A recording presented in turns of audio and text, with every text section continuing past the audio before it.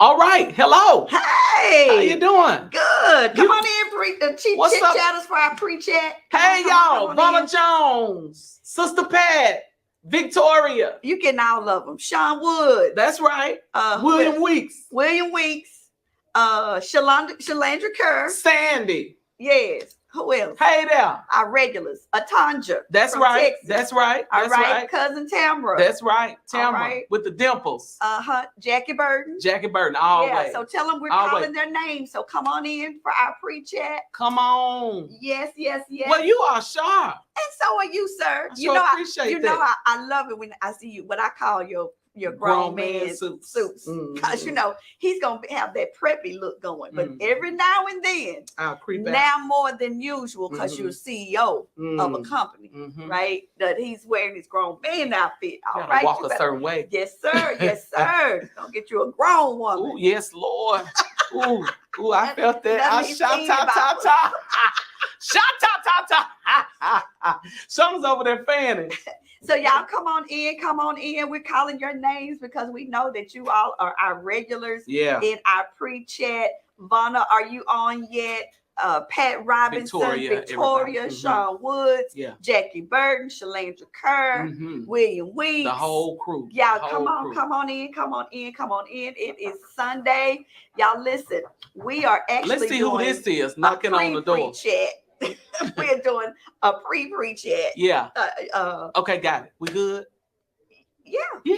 Yeah. A pre-chat. A pre-chat. Everything is live, right? Here's what I'm saying. Everything is live. Well, because as you all are sitting here watching us, I'm on my way to Jacksonville, Florida. Yeah.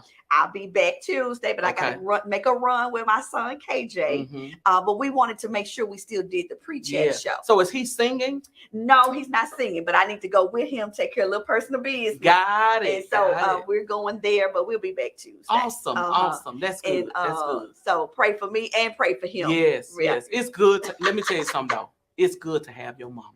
Yes, it is, and I'm going as Mama Bear. It is good to have. I'm going as Mama Bear. Every now and then, I don't care how old you are. You need your mom. You need your mom. My mom has started to just text me randomly now, because she heretofore she's always complained about how busy I am. Even as a kid, she said, "Oh, you are just skating on thin ice. One thing just gonna crack."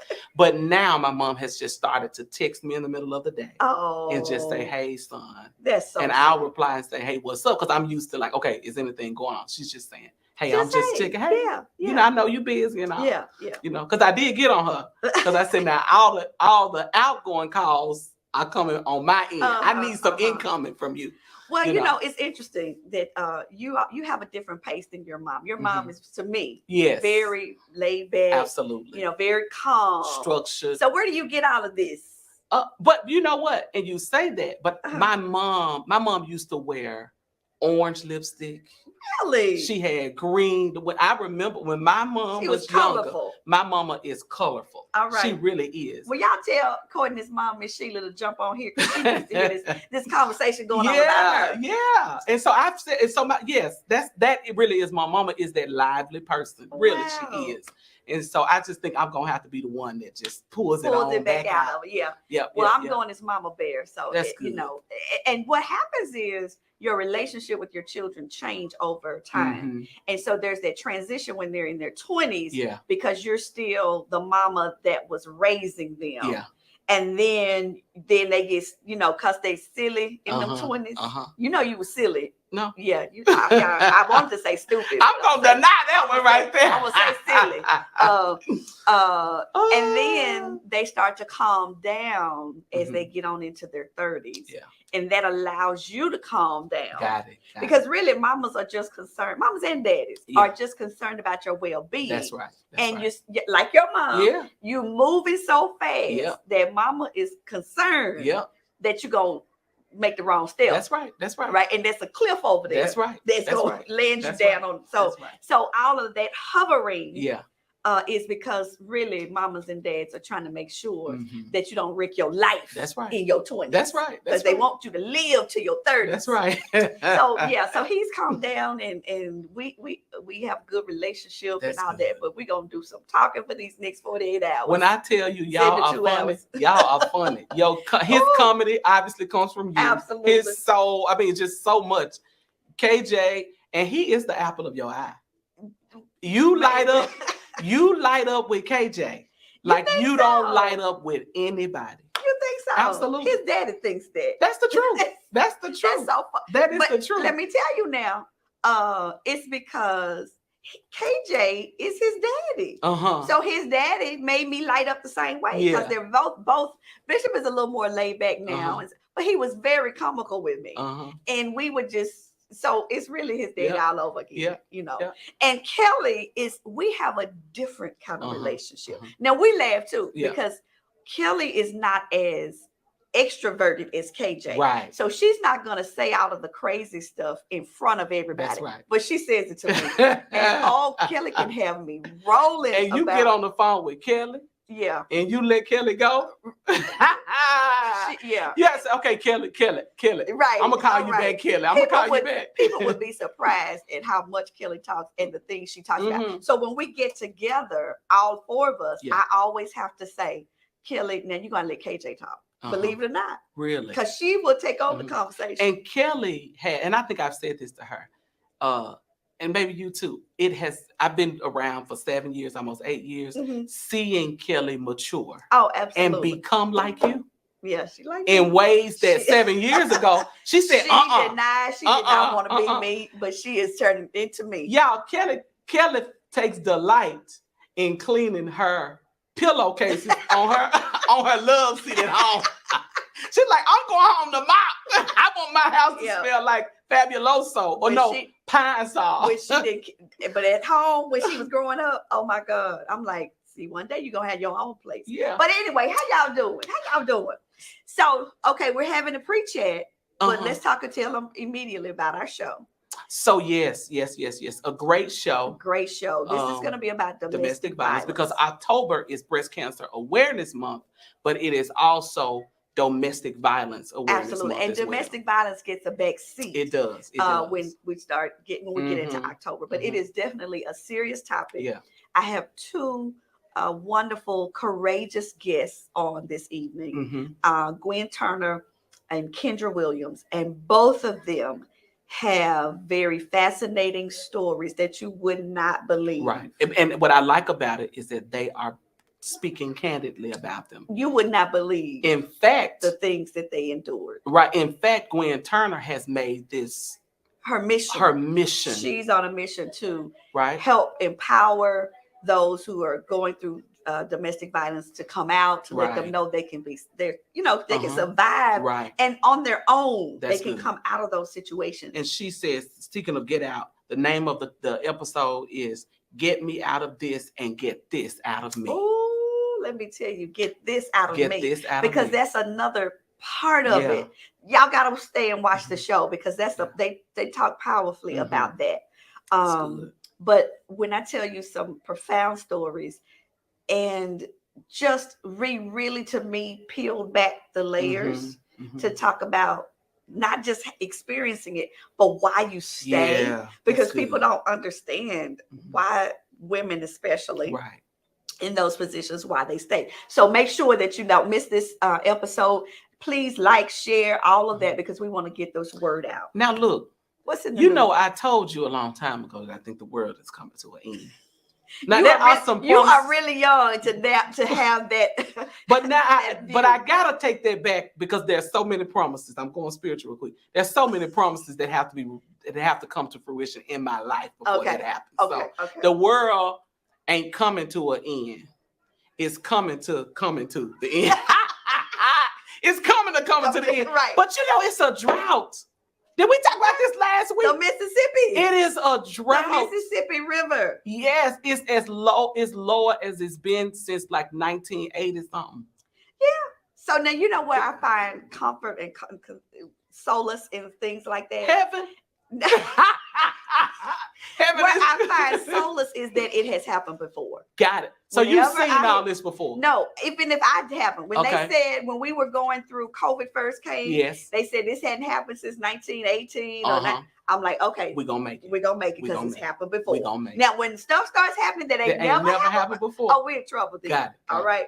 So, but yeah, things are dried up. But let me tell you what else. There is a shortage of helium. What? Helium is running on low. She just got done saying when stuff start happening that ain't ever happened before. But listen, what is helium? For real? Now, wait a minute. Because we are in the season where everybody loves a balloon. Yes, arch or anything. Balloons are everywhere. Yes. And they have used up all the helium making these. Is that what they saying? Making these balloon arches. Is helium for anything? That's probably it. It's an event going on, right? It's all of these balloon arches everybody doing. But let me tell you, on a serious note, we're just joking. But this is serious. Do you know how this impacts us? I do not. Helium is used for MRIs. MRIs is how they find out what's really wrong with you beyond an X-ray. MRI is what found my brain aneurysm. So this is what we're going to do. See. We're going to stop here and pray. Lord, in the name of Jesus. If the water don't come back up, bring the helium back. There are people who got aneurysms who need to be found. Absolutely. That need to be found and stuff. MRIs find everything. Right. Just everything. Cancer. Everything. So can you imagine? And listen, there's a shortage. And who we were using, when I say we, I mean the U.S., who we were using to help us was Russia. Lord. So now, because we're into it with Russia, we can't get helium from Russia. Now it's feeling like it's coming to an end. See? Take that coming out. Now it's coming. Well, I guess the Lord's going to move fast on these promises then. Listen, this takes our prayer life to a whole nother level. We're not going to be praying for cars and houses and cash. We're going to be praying for helium. And water to get these rivers back up. I'm telling you that. Seriously. So you know what this really means, though? What? Social media is too much. Because there was probably shortages of things years ago. We didn't know about it because it was not on like social media. This on the news. This ain't. This on the news. This is on the news. This made it to CNN is what you're saying. This is not on Facebook and Instagram. You know, there could be, you got to fact check. No, this is on the news right here. So look, there's a message going on. So Spiritual World, and so it's, do you see Spiritual World on Instagram or anything like that? No. So actually, Shauna, you just sent me this, and I know Spiritual World was actually created by a young man at the University of Memphis. Did you know that? Now, what is Spiritual World? So you got things that are people on social media, Instagram, and then you have those accounts. Okay. Those accounts are those that are like viral and stuff like that. So it's an account on there. Here's a text. Shauna sent this to me about when do you think it's too early to start paying for stuff. Okay, here's the text thread. Okay, I know it's gonna get clear. Stick with me, you'll be blessed. Okay. What are your thoughts? Y'all. Hey there, what are your thoughts on this correspondence? Hey, my son is having a birthday party. This is a young lady sending it. Okay. My son is having a birthday party next weekend and I'm short $2,000. Can you send it to me? The guy said, why would I do that?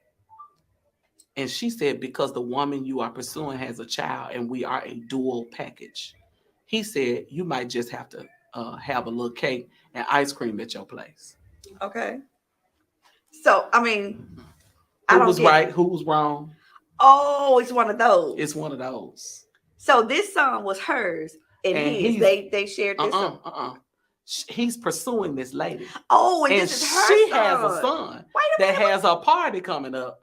And because he wants to be with the mama said, hey, I'm short $2,000. Okay, first of all, can we just talk about how old is your son? And if you're short $2,000, how much does this party cost?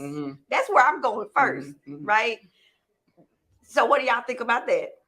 And then secondly, I may need to pursue somebody else.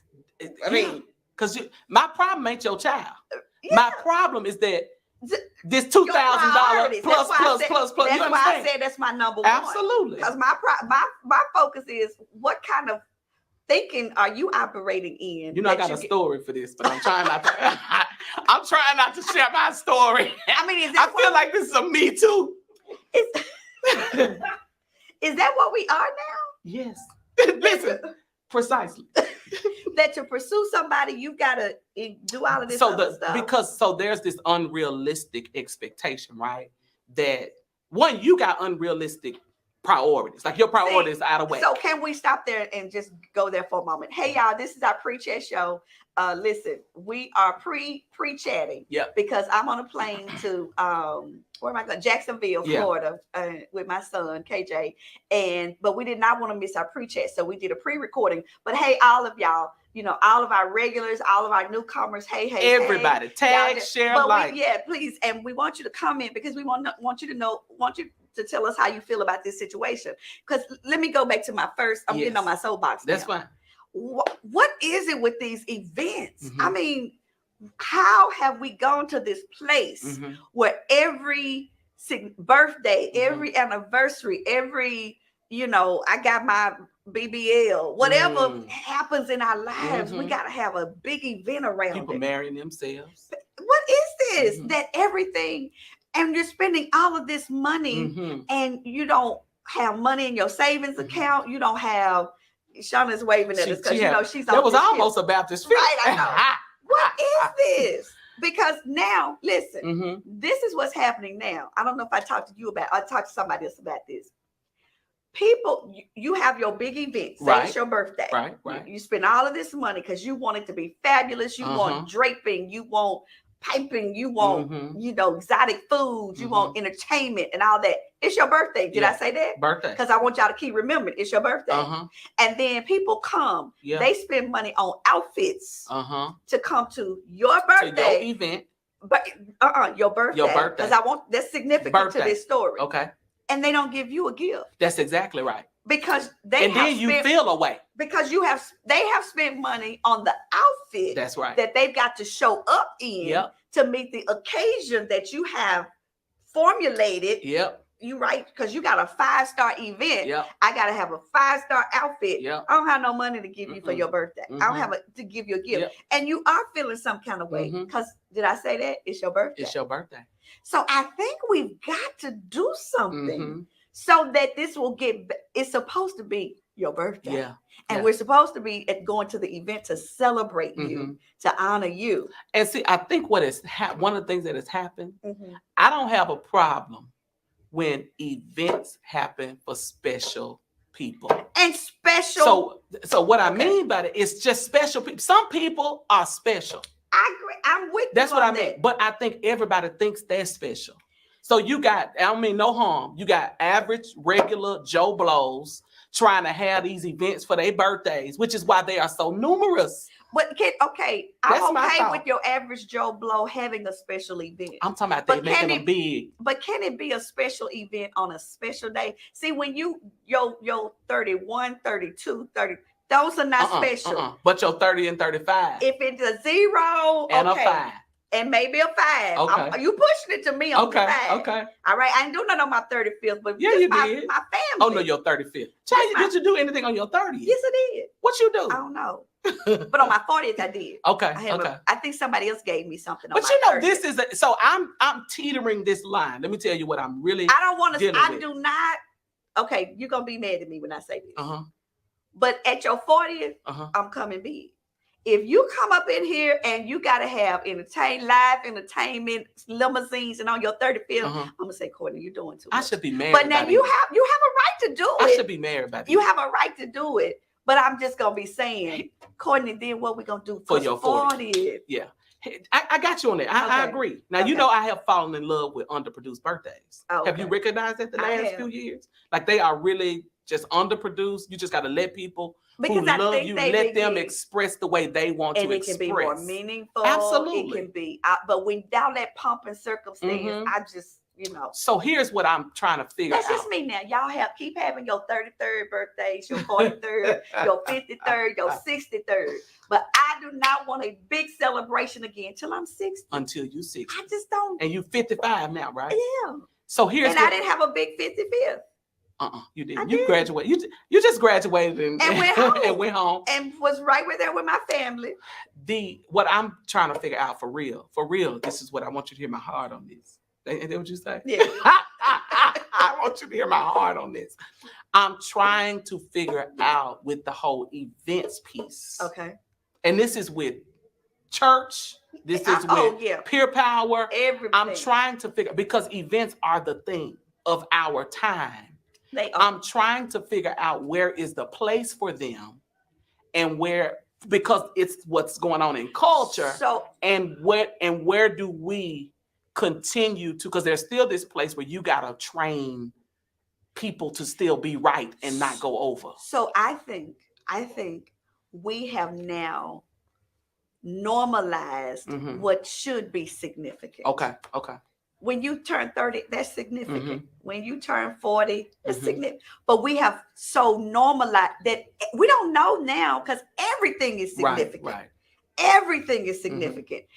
And I think it puts pressure on those who love you to show up for all your significance. Yeah. Then they got all their significance and the rest of the people around them. So we don't ever have normal. Just it's a birthday and we're gonna laugh, talk, have some fun. And what happens is, from what I'm hearing from other people, they don't really get a chance to enjoy. It's great photo ops, but they don't get a chance to enjoy those. Great birthdays. Photo ops. Everybody on social media can see all of the stuff, but you don't get a chance. You have to enjoy it through the pictures that you see. So what's for real though? Is that just me? Am I just getting old? No, that's you real. Can tell me. And so I am just getting old. So is it just? But part of it, and that's part of it. You are getting old, and events are a thing of our time. So my question becomes, what was the event? It's events for us. What was that during y'all's time? No, we had events. No. I'm saying we have gone overboard on events. Yes. Right? Yeah. What did your generation go overboard on that the generation before you said, now that's just too much? But y'all were just like, no, this is what we do. This is our culture. I'm gonna have to really think about it. Can we do a part 2 of this chat? Because I'm gonna have to really think about what we thought was too much. I do remember I came through when we were getting into the big weddings. Like I had 10 bridesmaids, 10 groomsmen, limo, 12-layer cake. Yeah. I mean, real, absolutely spread out layers. Yeah, my grandmama used to make those with the stairs and water fountains. We had that wedding on a Saturday. We were broke on a Monday. Yeah. So we came through that with big weddings. Yeah. I do remember that. Yeah. And feeling like, oh, we got to stop this craziness. Yeah. Right. Yeah. But I just think we have so many events that, again, when something really is significant, it loses its luster. Absolutely. Because I just went to the biggest thing last week, and the biggest thing, I got another big event next week. Yeah. And again, I'm trying to say also, the people that are being celebrated, it's your birthday. Right. You don't get a gift. That's right. Or you don't get the gift you should have gotten. That's right. Because now I had to put it on my outfit. Right. So y'all just think about it. It may be me. It may be an age thing. I'm willing to own it. Hey, but I think I truly believe there's truth. I'm not rejecting. I'm not rejecting what you're saying. Yeah. What I'm trying to find is that place where, as an event planner, like really for real, having to do like fundraising events for Pure Power, we're in like millennials and this group. Yeah. They pay for experiences. Absolutely. So that's how my fundraising has to be for this generation. So, and what I can't do is I can't short step on the grandness of the event, because then that event is going to be compared to, which then means when I have another event, ain't nobody gonna come to that event. Let's talk about this then. We're working something out here. Yeah, we are. We really are. But you're talking about Pure Power. We're not just talking about, we almost out of time already. Y'all, we're going to have a great show tonight on domestic violence. You do not want to miss it. These stories are just profound. You need to see them. But look, we're not talking about Courtney. Pure Power is an organization that's doing a work, right? And you fund that work through fundraising. So that makes sense to me.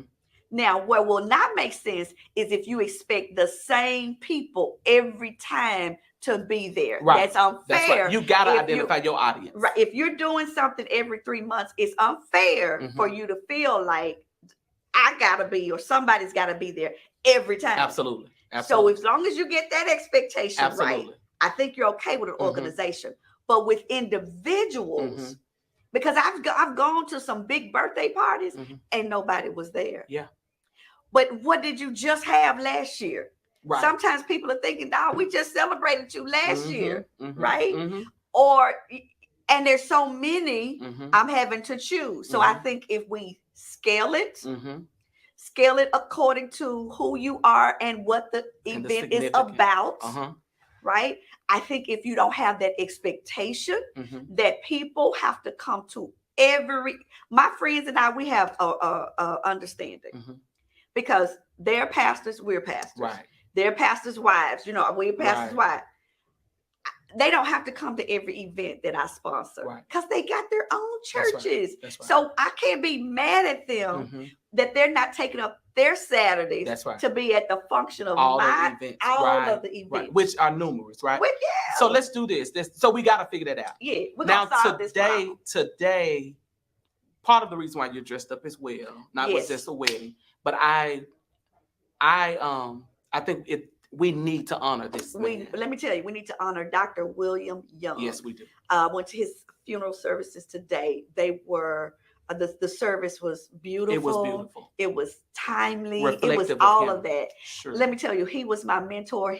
He mentored me when I was at the University of Memphis. Yeah. I did my practicum. Yeah. Which was a whole semester over at the Healing Center. Yeah. When I tell you William Young made an indelible impression upon me as a therapist / pastor. Yeah. He really worked those two worlds and brought them together. And didn't that guy who spoke, the deacon?